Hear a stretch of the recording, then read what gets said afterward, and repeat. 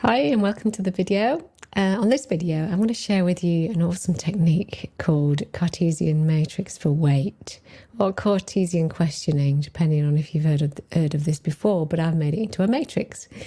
I use it for all kinds of things, and it's a really stunning little cool tool.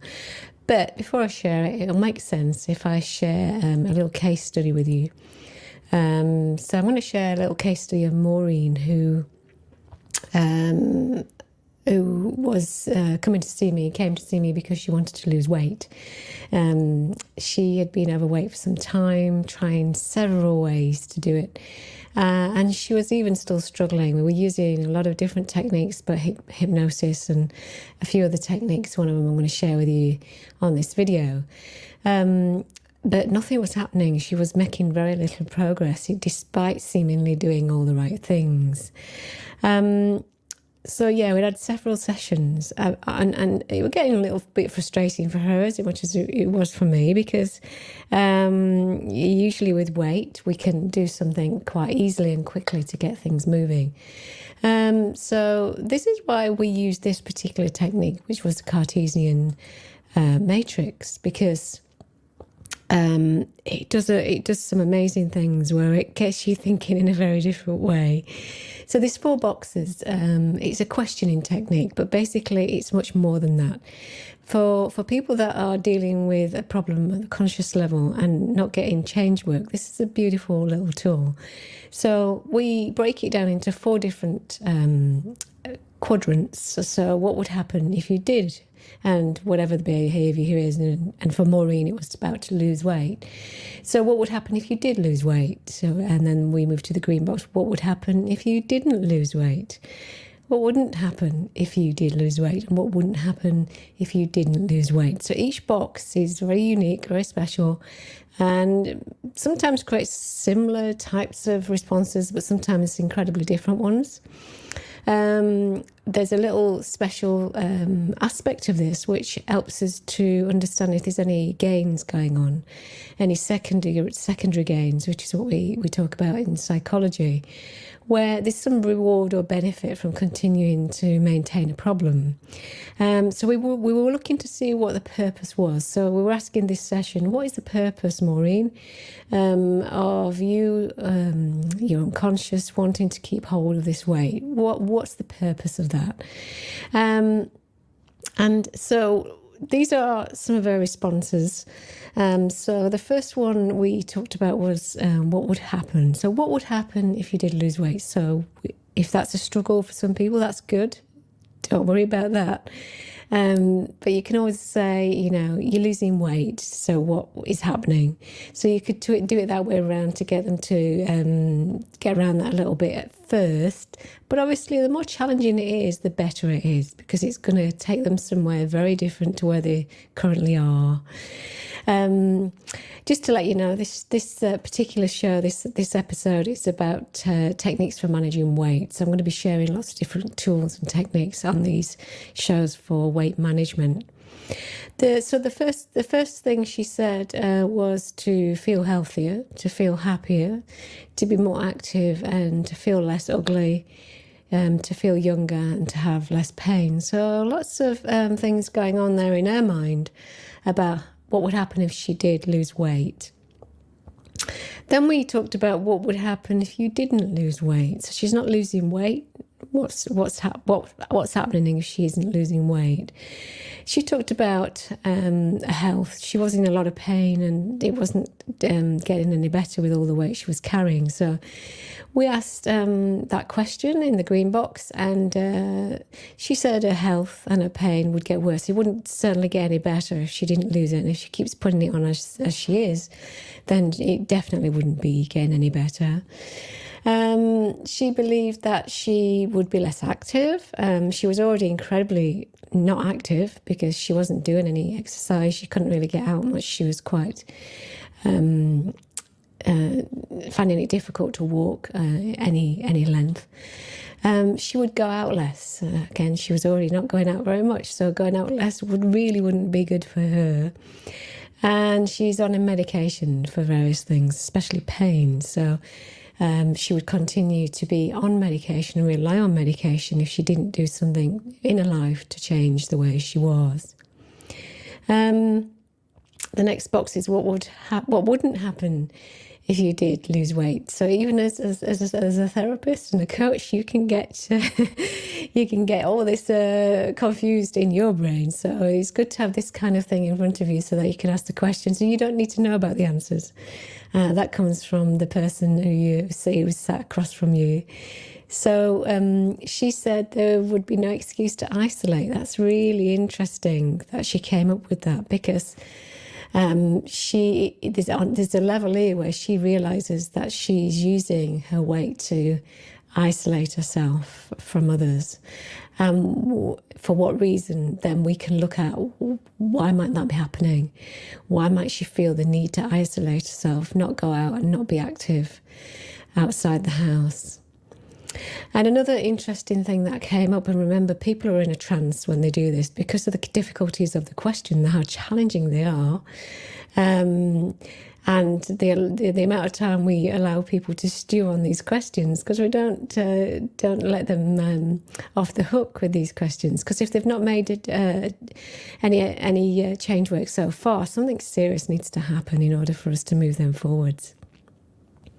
So no excuse to isolate was one, which was a huge insight, which we didn't have before. And the potential for sexual and romantic attention. Where did that come from? That was never on the cards. It was never on the table. So it's interesting how this particular client, Maureen, has come up with two amazing insights just from one technique, one question actually, that it had never come to a conscious awareness previously, obviously lurking somewhere behind the scenes. So those two questions lead us on to wondering more. We're kind of thinking, what's going on here? And this last question, we say, so what wouldn't happen if you didn't lose weight? And she talks about not having a social life, a quality of life wouldn't be good. She would be dependent on others, and she would have no partner. In the case study, I didn't share this, but if we look in the case study of Maureen, it was made clear when she first, certainly in the first few sessions, that she was she'd lost a partner a couple of years or so previously. So she was living by herself, and she didn't have a romantic relationship. She didn't have particularly any friends, and certainly didn't have any social life. So interesting when we talk about what came up was that if she didn't do anything about it, if she didn't lose the weight, she wouldn't have a partner. That linked in with she's trying to potentially avoid sexual and romantic attention by being overweight and isolating and having no excuse for that if she loses weight. It's all now starting to unravel. We're starting to unpackage a lot of stuff here that wasn't on the cards at a conscious level. So now we've identified that having lost a partner some years earlier, she was actually still in grieving state. She was still feeling a sense of loss from losing a partner. And her weight had now become somehow connected. Putting on the weight meant that she didn't go out as much as she used to. She was suffering a lot of pain, which gave her a sense of purpose to stay indoors instead of go out and seeing people, even making friends in terms of connections. But all this seemingly came to surface that this was about having a whole bunch of guilt in response to her partner passing away. And what would it mean? What would it say about her if she was to seemingly move on from this situation? Would it mean she didn't care? She didn't love that person who'd gone? And there would have to be a sense of acknowledgement that she's now moving on, and she wasn't ready for that. And so the weight served a really seriously important purpose, as a big secondary gain in her life, a big benefit for keeping the weight, because she wouldn't have to feel guilt if she didn't lose the weight. She didn't have to feel guilt if she didn't have a partner. And also she felt if she lost weight, it would make her more attractive, which is kind of what she wants. On the one, it's like a double-edged sword, really. On the one side of the story, she wants to lose weight. She wants to consciously lose weight. She wants to be attractive, less ugly, and so forth, and feel younger. But on the other hand, she doesn't want to attract sexual attention from a potential partner, because that would lead to her having to deal with the guilt and a sense of that she's moving on and she shouldn't be moving on. So you can sense this internal dialogue, this internal conflict going on, which couldn't surface. It was too difficult for her to deal with all this at a conscious level, because she had a life to live still, albeit quite restricted. But she was dealing with a lot of stuff already, but not recognising that she was dealing with grief because she hadn't let go of a partner who'd passed some time ago.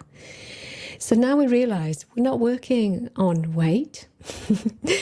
We are working on grief. We're working on a sense of moving on in a way that feels comfortable and at a rate that feels comfortable for her. And actually, she moved on quite quick, because having used this technique as a segue into other techniques now we can use to help her to manage grief, loss and separation. And coming to terms and a sense of acceptance of what's happened and what's happening, so that we can now move her to the next stage. And actually she did move to the next stage quite rapidly, and that usually happens once we've found the blockage and we've unblocked the blockage. Technically people can move on very, very fast.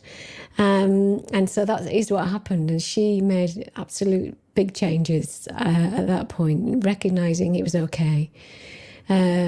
She's a sense of forgiving herself and a sense of acceptance, and it being okay now that it's time to move on, and a partner would be okay with that. He wouldn't want her to be sitting at home in pain, debilitated, with no friends, and certainly no someone to share the rest of her life with. So that's the story today I'm going to share with you. I am interested in talking to you about weight till the cows come home.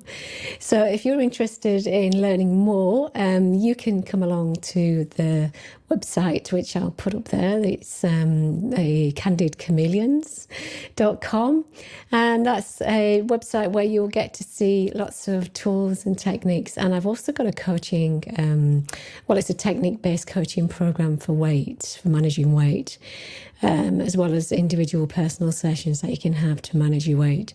So that's it for today. Do get in touch via the website, or just drop me a line if you want some information, and I'll be happy to help. Bye for now.